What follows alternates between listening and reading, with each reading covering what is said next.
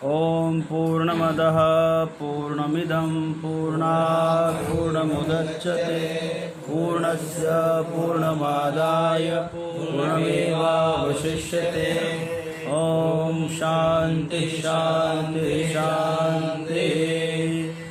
ओम आप्यायन्तु ममाङ्गानि वाक्प्राणश्चक्षुश्रोत्रमथो बलमिन्द्रियाणि च सर्वाणि सर्वं ब्रह्मोपनिषदं माहं ब्रह्म निराकुर्याम् ब्रह्म निराकरोद निराकरणमस्त्वनिराकरणं मेऽस्तु तदात्मने निरतेऽपनिषत्सु धर्मास्ते मयि सन्तु। ओम शांति शांति शांति। ओम सहना भवतु सहनौ भुनक्तु सह वीर्यं करवावहै तेजस्विनावधीतमस्तु मा विद्विषावहै। ओम शांति शांति शांति। आइए हम लोग कठोपनिषद सरल व्याख्या में आज तृतीय अध्याय 2 अध्याय 1 वल्ली 3 में चल रहे हैं। क्या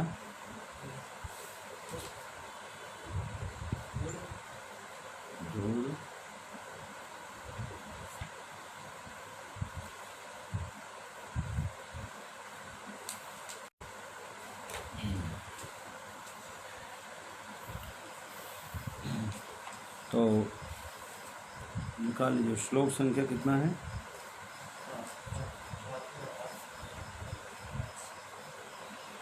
अध्याय 1 वल्ली 3। हाँ,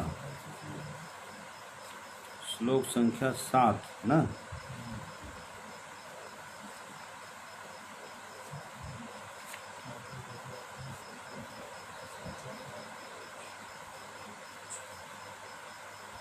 यस्त्वविज्ञानवान् भवति आमनस्कः सदा शुचि। यस्तु विज्ञानवान् भवति अमनस्कः सदा शुचिः। न स तत्पदमवाप्नोति संसारं चाधिगच्छति। संसारं चाधिगच्छति। यस्तु अविज्ञानवान भवति, पहले बात जो विवेकी नहीं होता है। विज्ञान मतलब विवेक समझ लो आप। विशेष ज्ञान को विज्ञान कहते हैं। तो विशेष ज्ञान इसको होता है, इसको विवेक होता है। जो विवेकवान नहीं अर्थात विवेकी नहीं है, अमनस्कः जिसका मन संयत नहीं है, युक्त नहीं है, सदा अशुचि जो हमेशा अपवित्र रहता है, हमेशा गंदे में रहता है, न स तत्त्वमाप्नोति वह कभी भी उस परम पद को प्राप्त नहीं कर सकता। वह संसारम च अधिगच्छति वह बारंबार जन्म मरण के चक्कर में पड़ा रहेगा। आएगा जाएगा आएगा जाएगा। यस्तु विज्ञानवान भवति स मनस्कः सदा शुचिः। यस्तु विज्ञानवान् भवति मनस्कः सदा शुचिः। स तु तत्पदमाप्नोति यस्मात् भूयो न जायते।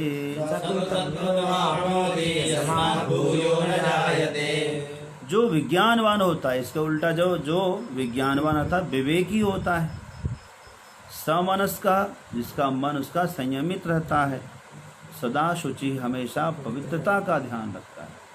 शौचात स्वांग जुगुप्सा परेर संसर्गः कहाँ आया है? योग सूत्र में आया है। पवित्रता का ध्यान रखने से क्या होगा? अपने ही अंग प्रत्यंग के प्रति घृणा का भाव होगा, दूसरे से संसर्ग कम होगा।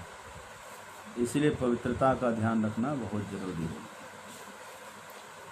तो शौचात अर्थात पवित्रता, स्वांग जुगुप्सा अपने ही अंग प्रत्यंग में आसक्ति नहीं होगी तो दूसरों के शरीर में क्या आसक्ति होगी।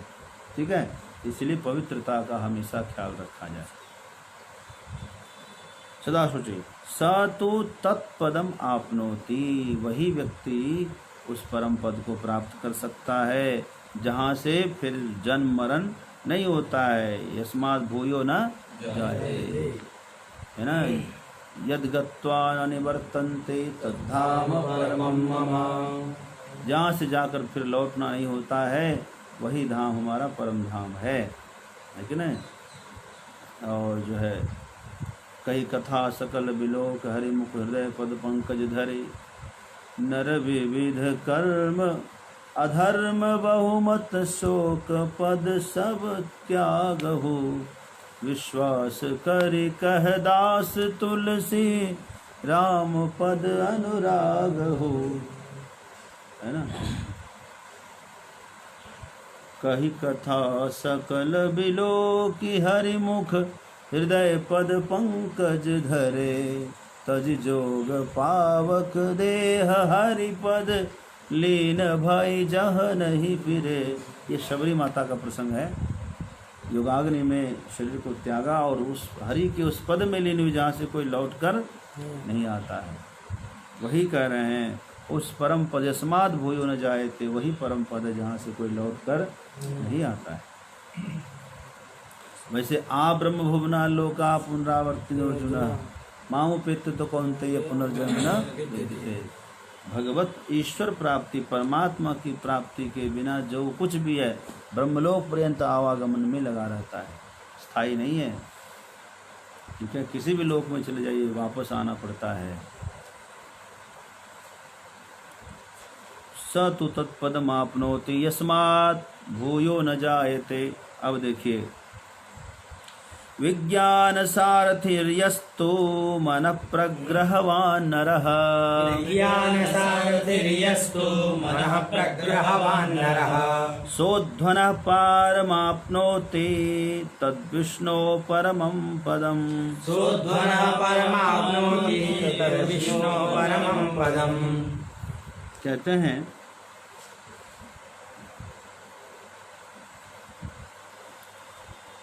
जो व्यक्ति विज्ञानवान है ना, विज्ञान सारथिर्य, जिसकी बुद्धि विवेकी हो गई है। विवेकी किससे, कौन सी बुद्धि विवेकी है? सद असद विवेचनी बुद्धि को ही विवेकी बुद्धि कहते। सही क्या है, गलत क्या है, सत्य क्या है, असत्य क्या है ना, पाप क्या है, पुण्य क्या है, कर्तव्य क्या है, अकर्तव्य क्या है, क्या करना चाहिए, क्या छोड़ना चाहिए, किसको महत्व देना चाहिए, किसको महत्व नहीं देना चाहिए। तो जो बुद्धि, जिसकी बुद्धि इस तरह की हो गई है, विवेचनी बुद्धि हो गई है, उसी के लिए कहते हैं विज्ञान सारथी। बुद्धि क्या है? सारथी है। शरीर क्या है? रथ है। इंद्रियां क्या है? घोड़े हैं। मन क्या है? लगाम है। बुद्धि क्या है? सारथी है। और आत्मा क्या है? महारथी है। ठीक है, आत्मा इसमें रथी है। आत्मानं रथिनं विद्धि शरीरं रथमेव तु। और बुद्धिम तो सारथिम बुद्धि मन प्रग्रहमेव इंद्रियाणि हयान्याहो विषयास्ते सुगोचरान। आगे बोलिए, याद नहीं कर रहे हो इसका मतलब हैं? हाँ, आत्मेन्द्रिय मनोयुक्तम भोक्ता इत्याहुर्मनीषिणः। सब बहुत बढ़िया बढ़िया है, सब याद रखना। कौन कौन याद कर रहे हैं? आनंद और देवेंद्र याद नहीं करते? करेंगे और कर रहे हैं। हैं? आज कितना सुनाओगे? तृतीय बल्ली तृतीय बल्ली सुना दोगे? तृतीय बल्ली से जहाँ तक हुआ है। हाँ, बहुत सुंदर।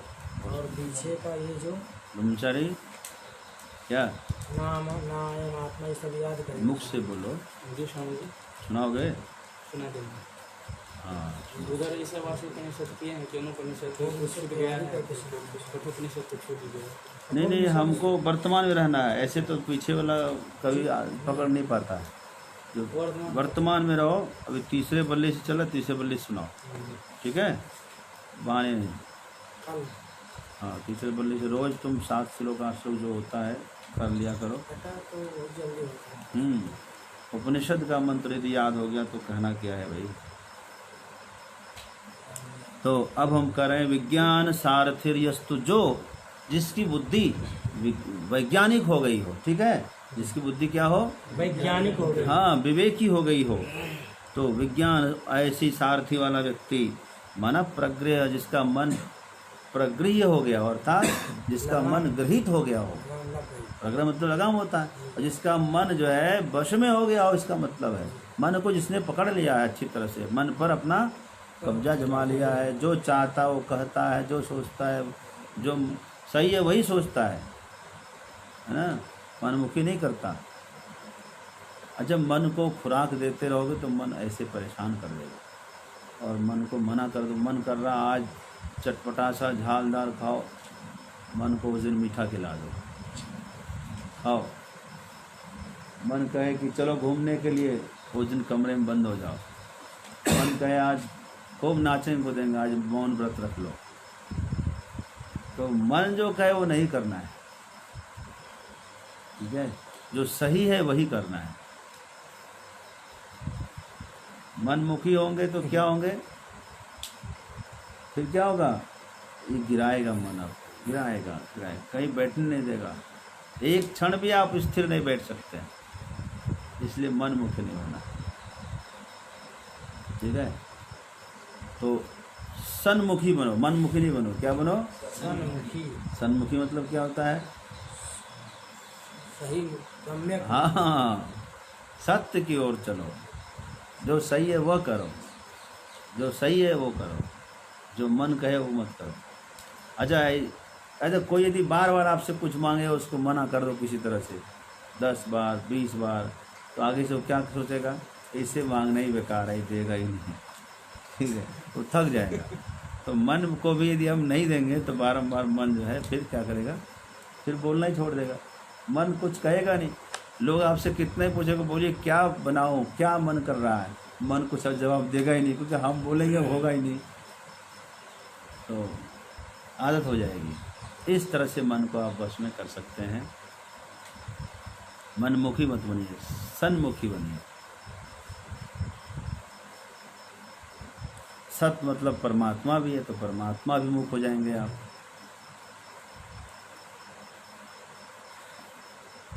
सोध्वनः पारमाप्नोति, वही व्यक्ति, ठीक है, जो व्यक्ति जो है समाहित चित्त है, शुचि है, विद्वान है, वह अध्वना संसार गते है पारम। अध्वना मतलब संसार मार्ग, संसार मार्ग। हाँ, संसार रूपी मार्ग से वह पार हो जाएगा ना।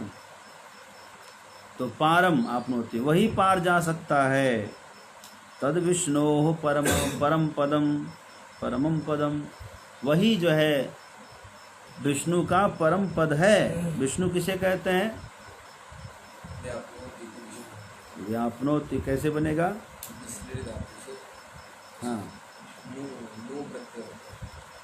विश्लरी प्रवेशने धातु, विश्लरी व्याप, तो एक विश्व प्रवेश भी है, प्रविष्ट,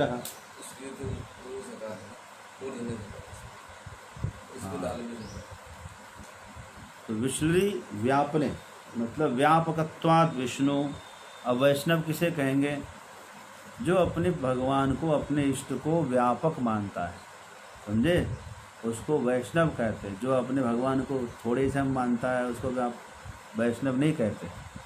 वैष्णव किसे कहते हैं, जो अपने परमात्मा को व्यापक मानता है, सर्वत्र मानता है, समझ गए। तो जो व्यापक है वही विष्णु है। परमात्मा व्यापक है, सर्वत्र है, इसीलिए वह विष्णु है। परमात्मा का एक नाम विष्णु है, और जो उसको मानता है वो वैष्णव है। तो चाहे कोई भी हो, चाहे शिव हो, चाहे गणेश हो, सबको यदि व्यापक मान रहा है तो वैष्णव है। अपने परमात्मा को जो निर्गुण निराकार मानता है वही वैष्णव है कि नहीं, क्योंकि उसका परमात्मा सब जगह है। जिसका परमात्मा सब जगह है वो वैष्णव है। विज्ञान सार्थिर्यस्तु मनः प्रग्रहवान नरः सोध्वनः पारमाप्नोति तद विष्णोः परमं पदम, वही विष्णु का परम पद है।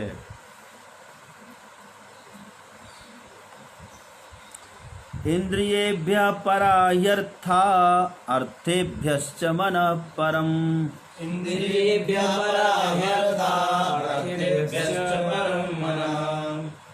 मनसस्तु परा बुद्धिरात्मा महान परः। मनसस्तु परा बुद्धिरात्मा महान परः। जो भी भक्तजन ऑनलाइन लाभ ले रहे हैं, यदि आप किताब रखेंगे ना, कुछ दिन में आप संस्कृत के मित्र बन जाएंगे। ये पंक्तियाँ आप धड़ाधड़ पढ़ने लग जाएंगे और शुद्ध पढ़ने लग जाएंगे, क्योंकि कितना सरल आ गया है। सरल सरल आप एकदम समझा रहे हैं, पीछे पीछे बोलने का अभ्यास आपको हो जाएगा। श्री कितना अच्छा है, बोलिए। इंद्रियेभ्यः परा ह्यर्था, इंद्रियेभ्यः परा ह्यर्था, अर्थेभ्यश्च मनः परं मनः, अर्थेभ्यश्च परं मनः, मनसस्तु परा मनसस्तु परा बुद्धिरात्मा महान परः। बुद्धिरात्मा महान परः। इसमें अब जो निरूपण हो रहा है कि सूक्ष्म क्या है ना। आत्मा जो है सबसे सूक्ष्म है ना, अब परमात्मा उससे भी सूक्ष्म है। अनोह अनयान महतो महियान है ना। तो कह रहे हैं कि इंद्रियेभ्यः परा ही अर्था, इंद्रियों की अपेक्षा विषय सूक्ष्म है। ठीक है, हाँ, अर्थ मतलब होता है विषय। इंद्रियों का जो परिमाण है शास्त्रों में द्योनुक परिमाण माना गया। दो परमाणु मिलके क्या बनता है, एक द्योनुक बनता है। क्या बनता है, दो परमाणुओं को मिला के बनता है द्योनुक। और हमारी जो इंद्रियां हैं, ये आँखें हैं, कान है, नाक है, जिह्वा है, त्वचा है, इसका परिमाण द्योनुक के बराबर है। ठीक है, लेकिन जो विषय है शब्द स्पर्श रूप रस गंध, ये उससे भी सूक्ष्म है। ये परमाणु परिमाण वाला है। वास्तव में न्याय शास्त्र के अनुसार यदि विचार करें तो शब्द स्पर्श रूप रसगंध में कोई परिमाण होगा नहीं। गुणेषु गुणा अनंगीकारा, गुण में कोई गुण नहीं रहता है। जैसे इस पुस्तक का एक रूप है ना, किस रूप में है, पीत वर्ण है, इसका पीत रूप है ना। पीत रूप का क्या रूप होगा, पीत रूप में कोई रूप है नहीं है। क्यों, गुण में गुण नहीं होता है, सीधी सी बात, गुण में गुण नहीं होता। अच्छा, कहाँ गया। तो इसलिए अर्थ जो है शब्द स्पर्श रूप रसगंध, इसमें कोई परिमाण गुण में आता है ना। 24 गुण है, कौन कौन, रूप रस गंध स्पर्श, संख्या परिमाण पृथक्त्व संयोग विभाग परत्व अपरत्व गुरुत्व द्रवत्व स्नेह शब्द बुद्धि सुख दुख इच्छा द्वेष प्रयत्न धर्म अधर्म और संस्कार, ये 24 गुण हैं। अभी तक तो आप सुन रहे थे कि 3 गुण है, सत्व गुण रजोगुण और तमोगुण। धीरे धीरे आपको संस्कार पढ़ाएंगे, धीरे धीरे आपको आगे ऊपर बढ़ाएंगे। 24 गुण होते हैं, तो 24 गुण में एक परिमाण भी आ गया है ना। तो गुण में यदि गुण नहीं रहता तो शब्द स्पर्श रूप रसगंध, ये जो 5 विषय हैं, कान के शब्द हैं, आँख के रूप है, नासिका के गंध, जिह्वा के रस, त्वचा के स्पर्श, इसमें भी कोई परिमाण नहीं होगा। तो जो निष्परिमाण वाला है इंद्रियों से तो सूक्ष्म होगा कि नहीं हुआ, जबकि इंद्रियों का परिमाण है, कितना परिमाण है, द्योनुक का, मतलब 2 परमाणुओं वाला परिमाण इंद्रियों का है। क्योंकि इंद्रियां द्रव्य है, ठीक है ना, इसमें परिमाण होगा। अब आइए, तो इंद्रियेभ्यः परा ही अर्थाः, इसी उद्देश्य से यहाँ पर इंद्रियों से सूक्ष्म क्या बना, अर्थ को, अर्थ यानी विषय, विषय यानी शब्द स्पर्श रूप रस गंध, ये ही विषय हैं। ठीक है ना, किसी को कोई शक तो नहीं। और मनस कहाँ गया, अर्थेभ्यः परम मनः, अर्थ से भी सूक्ष्म है मन, अर्थ से भी सूक्ष्म है मन। और मन से भी सूक्ष्म है बुद्धि। मनसस्तु परा बुद्धि, मन से सूक्ष्म है बुद्धि। बुद्धि को बुद्धे है आत्मा महान परः, और बुद्धि से महान आत्मा। ये महान आत्मा कौन है पता है? महान नहीं, अहम आत्मा। महान आत्मा कौन है? अहंकार।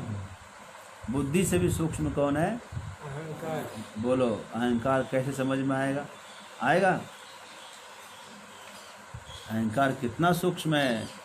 इंद्रियों से सूक्ष्म है अर्थ से सूक्ष्म है मन से सूक्ष्म है बुद्धि से भी सूक्ष्म है अहंकार। इतना सूक्ष्म है, इसको जानना बड़ा कठिन है। इंद्रियेभ्यः परा हि अर्था, अर्थेभ्यः परम मनः, मनसस्तु परा बुद्धि, यो बुद्धेः महान आत्मा परः। महान आत्मा कौन है? अहंकार। इसको कहीं कहीं समष्टि हिरण्यगर्भ आदि कहते हैं, लेकिन सबसे अच्छा है वो हिरण्यगर्भ भी अहंकार ही है, अहंकार से अलग नहीं है। इसलिए बुद्धि से भी सूक्ष्म कौन है? अहंकार। अब आइए, महतः परम अव्यक्तम अव्यक्तात् पुरुषः परः,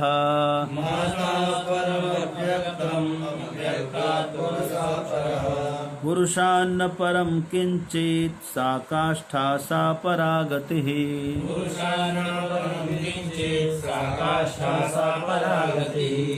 महतः परम अव्यक्तम अव्यक्तात् पुरुषः परः, पुरुषान्न परम किंचित् सा काष्ठा सा परा गतिः। कहते हैं महतः मतलब अभी लिया, महान कौन है?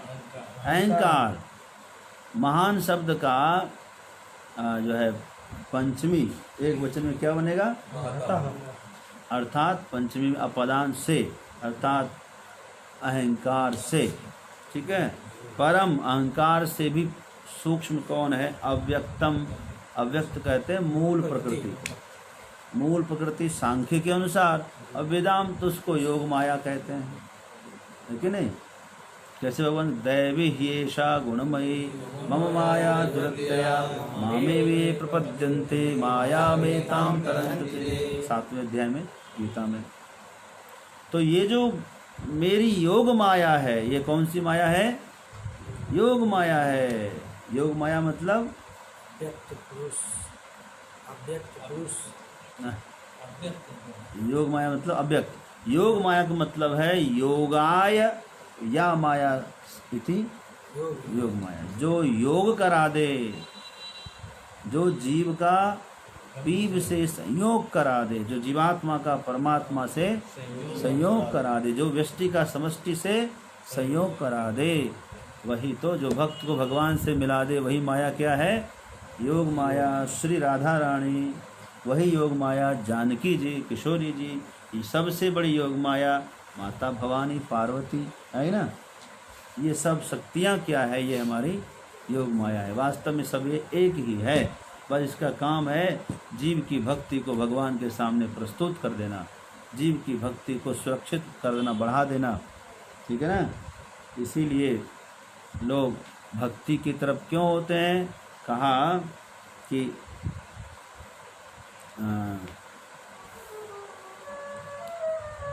मोहन नारी नारी के रूपा पन्नगार यह चरित अनुपा।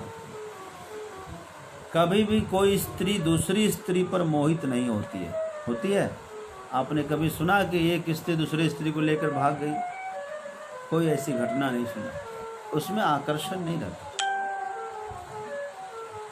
हाँ, उससे जलन हो सकती है, लेकिन प्रेम नहीं होता उससे।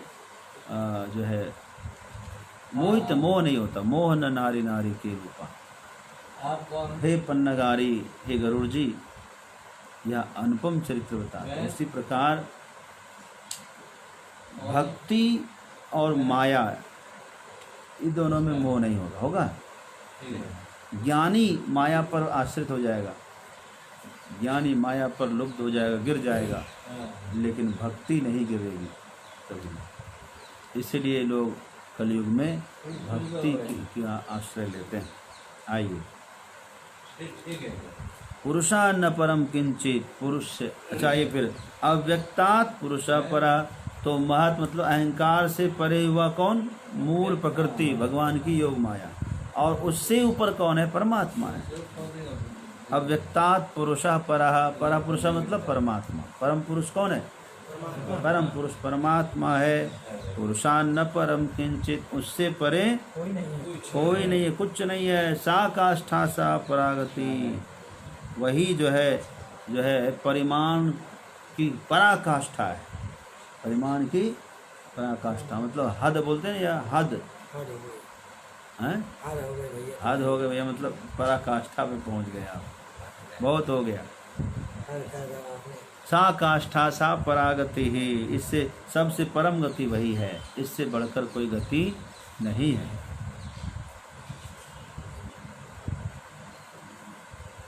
एष सर्वेषु भूतेषु गूढ़ोत्मा न प्रकाशते। एष सर्वेषु भूतेषु गूढ़ोत्मा न प्रकाशते। दृश्यते त्वग्रया बुद्ध्या सूक्ष्मया सूक्ष्मदर्शिभिः। दृश्यते त्वग्रया बुद्ध्या सूक्ष्मया सूक्ष्मदर्शिभिः। एष सर्वेषु भूतेषु, सभी भूतों में गूढ़ छुपा हुआ, ये जो आत्मा है सभी प्राणियों में अत्यंत गोपनीय है, अत्यंत गुप्त है, छुपा हुआ है। ठीक है, अच्छा। न प्रकाशते, सामान्य दृष्टि से प्रकाशित नहीं होती, यह आत्मा सामान्य बुद्धि से प्राप्तव्य नहीं है। कौन जानेगा? दृश्यते त्वग्रया बुद्धिया, कुशाग्र बुद्धि वाला। कुशाग्र बुद्धि किसकी होगी? पैनी बुद्धि किसकी होगी? जो बारंबार अभ्यास करेगा, बारंबार अभ्यास करेगा, स्वाध्याय करेगा, सत्संग करेगा, और करते करते करते करते उसकी बुद्धि एक दिन कुशाग्र हो जाएगी। करत करत अभ्यास ते जड़मति होत सुजान, रसरी आवत जात से सिल पर पड़त निशान, है ना। तो वरदराज की कथा तो हम सुना चुके हैं आपको, वरदराजाचार्य की कहानी। तो करते करते अभ्यास करते करते एक दिन जो है वह तैयार हो जाता है। इसीलिए दृश्यते त्वग्रया, बुद्धि कुशाग्र हो जाएगी, है ना। जैसे एक आदमी है जो हाथ बनाता रहता है, एक आदमी है कि उस कुल्हाड़ी से खाली काटने का काम करता है, धार नहीं बनाता। एक आदमी थोड़ा काटता है, फिर धार करता है, फिर धार करता है, फिर धार करता है। सबसे अधिक कौन काटेगा? जो काटते जा रहा है वो, या रुक रुक के जो काट रहा है वो? क्यों? धार बना ले रहा है, वो कम समय में काट देगा, और काटने वाला तो दिन भर लगाता रहेगा। धार ही नहीं है तो क्या, कितना काटेगा? इसी प्रकार जो धारदार है, अर्थात अभ्यास से परिपक्व बुद्धि है,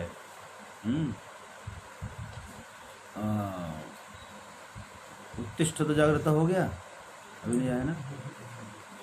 तो एष सर्वेषु भूतेषु गूढ़ो आत्मा न प्रकाशते, तो सभी प्राणियों में है लेकिन छुपा हुआ है। नाहम प्रकाश सर्वस्य योग माया समाश्रितः, मूढ़ोऽयं नाभिजानाति लोको मामजम अव्ययम्। नाम प्रकाश सर्वस्य, मैं सबके लिए प्रकाशित नहीं होता हूँ। क्यों? योग माया से ढका हुआ हूँ, आच्छन्न हूँ। दृश्यते त्वग्रया बुद्धिया, दृश्यते तू यानी किंतु, किंतु दृश्यते जरूर, दिखता तो है। किसके से? किससे? कुशाग्र बुद्धि से। अग्रया मतलब कुशाग्रया बुद्धिया, कुशाग्र बुद्धि से ही यह देखने में आती है। सूक्ष्मया, सूक्ष्मदर्शी भी कि कौन लोग देखते हैं? जो सूक्ष्मदर्शी है, जिसको सूक्ष्म देखने का अभ्यास हो जाता है।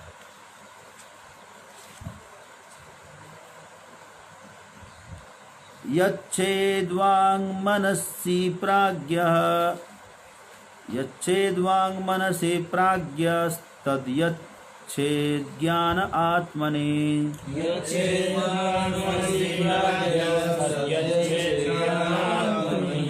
ज्ञानमात्मनि महते नियच्छेद,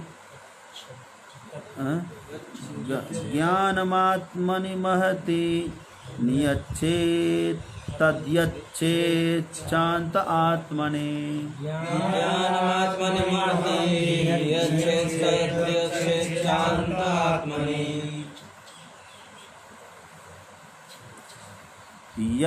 यच्छेत वांग, वांग मतलब वाणी, अपनी वाणी को, बुद्धिमान लोग अपनी वाणी को कहाँ लगाते हैं? मन में। जब बोलिए तो मन लगाकर ही बोलिए, बेमन से बोला गया कोई भी अच्छा नहीं होता। तो यच्छेत वाक कुत्र? मनसी, मनसी मतलब मन में। ये मनसी में बड़ी इकार क्यों है पंकज? नहीं नहीं, वांग जो है, वाक तो प्रथमांत है।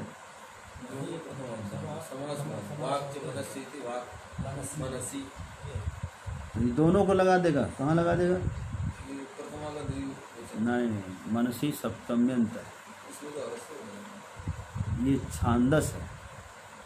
ये जो दीर्घ इकार है, हाँ ये छांदस है, वास्तव में सप्तम्यंत पद है। तो यच्छेत वांग कुत्र? मनसी। वह अपनी वाणी को मन में लगावे, संयमित करे। यानी कैसे है? बोली एक अमोल है जो कोई बोले, वाणी एक अमोल है जो कोई बोले जान, ये तराजू तौल के तब मुख बाहर आन। जो कुछ बोलना हो पहले उसको हृदय रूपित मतलब मन रूपी तराजू में तौलिए, तब बाहर लाइए। ठीक है? तो वाणी को कहाँ लगाइए? पहले मन में, अब फिर बोलिए, बेमन से मत बोलिए। मन कहे कि ठीक है ये बोलना चाहिए तो बोलेंगे, तो गलत नहीं बोलेंगे और अच्छा बोलेंगे। आप यदि मन लगाकर बोलेंगे कोई बात को तो बढ़िया बोलेंगे, बढ़िया प्रवक्ता बन जाएंगे। यदि आप मन लगाकर बोलेंगे, कहेंगे भाई बहुत अच्छा बोलते हैं। तो यच्छेद वांग मनसी, प्राज्ञ मतलब बुद्धिमान, जो है ना, प्राज्ञ है, जो बुद्धिमान है, वह अपने वाणी को मन लगाकर बोलता है। अच्छा, दूसरी बात, तद यच्छेद ज्ञानमात्मनि। तद यच्छेद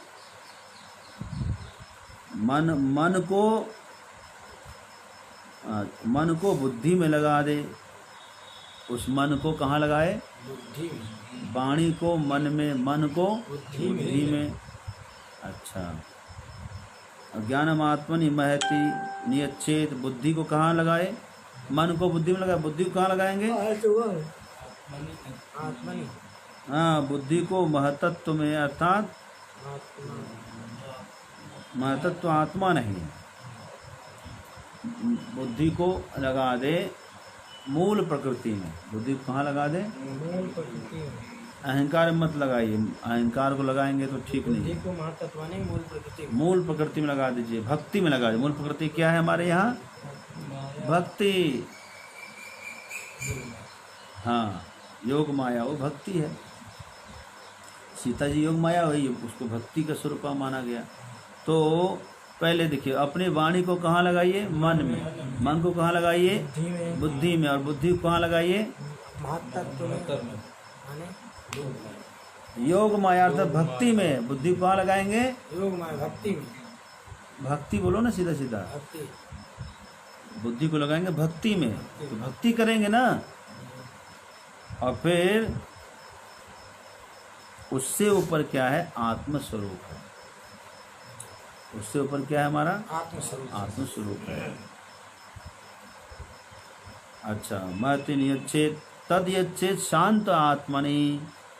ठीक है, बुद्धि को लगाइए मूल प्रकृति में अर्थात महतत्व में, और वो आत्मा में अपने आप हमें पहुंचा देंगे कि नहीं। भक्ति करेंगे तो एक दिन भगवान भगवत स्वरूप दर्शन अपने आप करा देंगे। ठीक है, तो जो मूल प्रकृति है, बुद्धि को मूल प्रकृति में, मूल प्रकृति से आत्मा में, उससे ऊपर तो शांत आत्मा, विशुद्ध आत्मा है। फिर से एक बार, अपनी वाणी को कहाँ लगाइए? मन में। जो कुछ भी बोलना हो मन से विचार करके बोलिए। मन कहे तो बोलिए, मन कहे तो मत बोलिए, बेमन से मत बोला करिए। और मन को कहाँ लगाइए? बुद्धि में, बुद्धि को कहाँ लगाइए? बुद्धि को भक्ति में, भक्ति में लगा लीजिए। और भक्ति से कहाँ पहुंच जाएंगे हम? आत्मा में। आत्मा यानी भगवान में पहुंच जाएंगे। ठीक है। उत्तिष्ठत उत्तिष्ठत जाग्रत, उत्तिष्ठत जाग्रत प्राप्य वरा निबोधत। उत्तिष्ठत जाग्रत प्राप्य वराणि निबोधत। क्षुरस्य धारा निशिता दुरत्यया दुर्गम पथस्तत्कवयो वदन्ति। क्षुरस्य धारा निशिता दुरत्यया दुर्गम पथस्तत्कवयो वदन्ति। उठिए उठिए उठिए, अरे अविद्याग्रस्त लोगों उठिए, उठो और उठ करके जगिए भी। खाली उठ करके नींद में मत रहिए, उठ करके जाग जाइए। कहाँ से? अज्ञान रूपी निद्रा से। लोग उठे हुए हैं फिर भी अज्ञान रूपी निद्रा में सोए हुए हैं। लखनलाल जी ने गुणशाद से कहा था, एहि जग जामिनी मोह निशा सब सोवन हारा, देखहि सपन अनेक प्रकारा। सब सोए हैं इष्ट देव जी, मोह रूपी रात्रि में, अज्ञान रूपी रात्रि में सब सोए हैं। बोले कोई जगह नहीं? बोले जगह है, कुछ लोग है। कौन है भाई? हैं? ज्ञानंद योगी। यही जग जामिनी जागहि जोगी। उसकी पहचान क्या है? परमार्थी प्रपंच वियोगी। परमार्थी है, प्रपंच वियोगी होता है। देखें सपना अनेक प्रकारा, फिरत सदा माया कर प्रेरा। तो ये जो है सभी लोग अज्ञान की निद्रा में सोए हैं। तो इसलिए यहाँ पर यमराज महोदय कहते हैं, अरे अज्ञान की निद्रा में सोने वालों पहले उठो और जगो, उठिए और जागिए। और फिर कहते हैं कि क्यों जगने की आवश्यकता है? क्योंकि सोए सोए यदि इस मार्ग पर चल देंगे तो बहुत भयंकर गिरेंगे, क्योंकि ये मार्ग बहुत सूक्ष्म है ना। क्षुरस्य धारा निशिता दुरत्यया दुर्गम पथ तत्कवयो वदन्ति। कवि कहते हैं मनीषी को, विद्वान को, विद्वान लोग कहते हैं कि यह जो मार्ग है छुरे की धार के समान तीक्ष्ण है। तीक्ष्ण छुरे की धार के समान यह मार्ग है। इस पर यदि पैर रखना है सावधानी से रखना पड़ेगा ना, तो बिना जगे होगा नहीं होगा। इसलिए जगना आवश्यक है। राह गई है बड़ी झीनी, हे साधो नैन नगर से। राह गई है बड़ी झीनी, हे साधो नैन नगर से। अब आइए उस आत्म तत्व के बारे में कह रहे हैं। इतना सूक्ष्म है, इतना सूक्ष्म है कि उसमें कोई गुण नहीं है।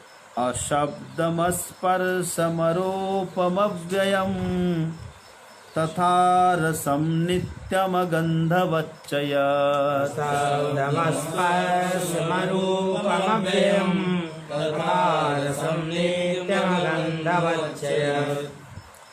अनाद्यनन्तं महतः परं ध्रुवं निचायतन्मृत्युमुखात् प्रमुच्यते। अनाद्यनन्तं महतः परं ध्रुवं निचायतन्मृत्युमुखात् प्रमुच्यते। कहते हैं अशब्दम, वह जो है उसमें कोई शब्द नहीं है। आत्मा में कोई शब्द नहीं होता। अस्पर्शम, आत्मा का स्पर्श नहीं हो सकता। आत्मा में कोई शब्द होता तो आप सुन लेते आत्मा को, लेकिन सुन नहीं सकते। आत्मा को छू नहीं सकते, इसमें स्पर्श गुण है ही नहीं। जैसे आकाश में स्पर्श गुण नहीं होता उसको आप छू नहीं सकते। वायु में स्पर्श गुण है, छू सकते हैं, उसको देख रहे हैं, उसमें रूप नहीं है। आप अग्नि को देख सकते हैं तो उसमें रूप भी है, हैं? अग्नि को छू भी सकते हैं, छूइए, उसमें स्पर्श है। वो अलग बात है, सह नहीं, बर्दाश्त नहीं करना वो अलग बात है। अब इसका मतलब वो है ही नहीं, ऐसा थोड़ी है। बर्दाश्त नहीं कर पाए तो आपकी क्षमता पर है। बहुत सारे ऋषि मुनि लोग अग्नि पे चल लेते हैं, अग्नि का ताप करते हैं, अग्नि तपते पंचाग्नि का। तो अशब्दम अस्पर्शम अरूपम अव्ययम, वह रूप रहित है, उसमें रूप भी नहीं है ना। अव्यय है, अव्यय मतलब विकार नहीं होता उसमें कोई। तथा रसम अरसम, अरसम मतलब उसमें कोई रस भी नहीं है जिसको टेस्ट करके बता सकते हैं आत्मा बड़ा मीठा होता है, खट्टा होता है। नित्यम, वह नित्य है, शाश्वत है। आगंधवच्चयत, उसमें कोई गंध भी नहीं है जो सूंघ के बता दे तुम्हारी आत्मा बहुत बुरी मानती है ना। अनाद्यनंतम, वह अनादि है, सबसे पुराना है। अनंतम, ऐसा नहीं कि कभी अंत होगा उसका। न अंतः न विद्यते अंत यस्य स अनंतः, न विद्यते आदि यस्य स अनादि, वह अनादि है, वही अनंत है। महता परम ध्रुवम, ठीक है, वह जो है हाँ सबसे सर्वोत्कृष्ट है। ध्रुव मतलब वह स्थिर है, शाश्वत है, निश्चल है। महतत्व से भी परे, अर्थात अहम तत्व अहंकार से भी वह ऊपर है।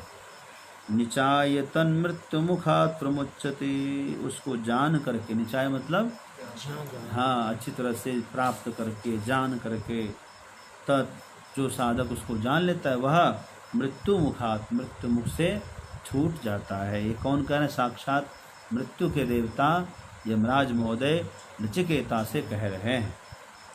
नाचिकेतमुपाख्यानम मृत्यु प्रोक्तम सनातनम,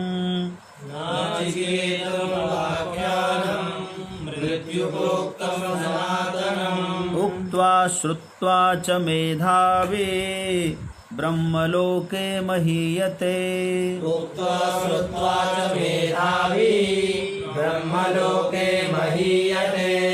ये जो नाचिकेत उपाख्यान है, नचिकेता का यह जो प्रश्न उत्तर हुआ, नचिकेता ने प्रश्न किया, उत्तर किसने दिया?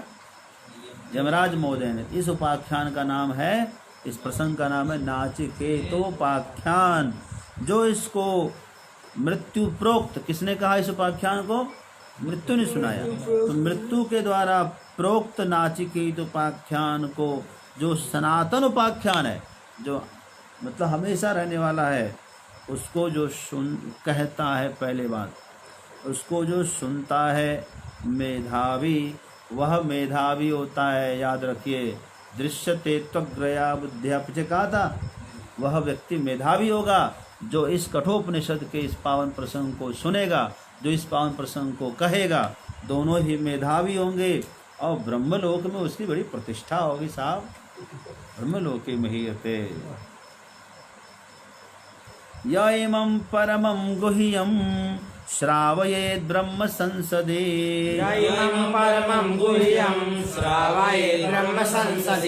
प्रयतः श्राद्ध काले वा तदानन्त्याय कल्पते।